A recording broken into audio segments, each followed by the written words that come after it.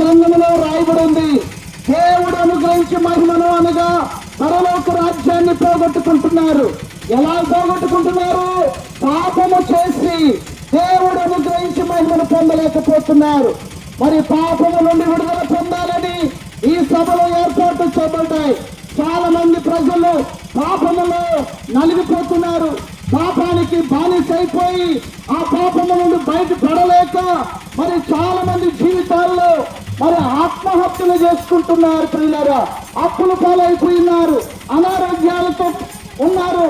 కుటుంబాల్లో శాంతి లేదు, సమాధానం లేదు, నెమ్మది లేదు. అనేకమైన సమస్యల చేత మానవుడు నశించిపోతున్నాడు.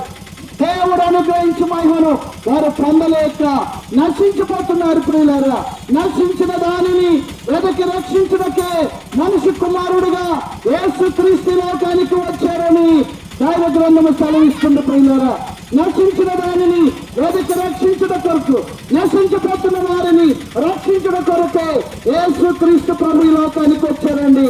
యేసుక్రీస్తును ఎవరైతే తన దేవునిగా, తన రక్షకుడిగా అంగీకరిస్తారో అటువంటి వారిని అందరినీ వారి పాపము నుండి వారిని విడిపించి వారిని నీతిమంతులుగా చేసి తన రాజ్యములో తన బిడ్డలుగా చేర్చుకోవడానికి ఆయన ఇష్టపడుతూ ఉన్నారు. ప్రియులారా, మీరు పాపములను గ్రహించండి, పాపాన్ని విడిచిపెట్టండి, నీతిగా బ్రతకండి, మంచిగా సమాధానంగా సంతోషంగా మీ కుటుంబాలను దేవుడు మీకు అనుగ్రహించిన బాధ్యత ప్రకారంగా మీ కుటుంబాలలో మీరు జీవించండి.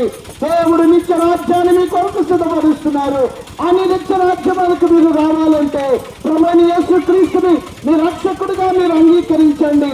పరలోక రాజ్యానికి చేరుకోవాలని ఈ సువార్తను మీకు తెలియపరచడానికి ఈ సాయంకాల వేళలో ఈ ప్రాంతానికి మేము రావడం జరిగింది. ప్రియులారా, ఎందుకంటే దేవుని ప్రేమ, దేవుడు లోకమును ఎంతో ప్రేమించుచున్నాడు. దేవుడు లోకమునగా లోకములో ఉన్న మనుషులను ఆయన ప్రేమించుచున్నాడు. కనుక ఆయన ప్రేమను మీరు అర్థం చేసుకొని ఆయన మాటను విని మారు మనసు పొంది పాప క్షమాపణ పొంది దేవుని రాజ్యానికి చేరుకోవాలని ప్రభు పేట మీకు తెలియపరుస్తున్నా. దేవుడు మిమ్మలను మీ కుటుంబాలను సమృద్ధిగా దీవించును గాక. ఆమేన్, ఆమేన్, ఆమేన్.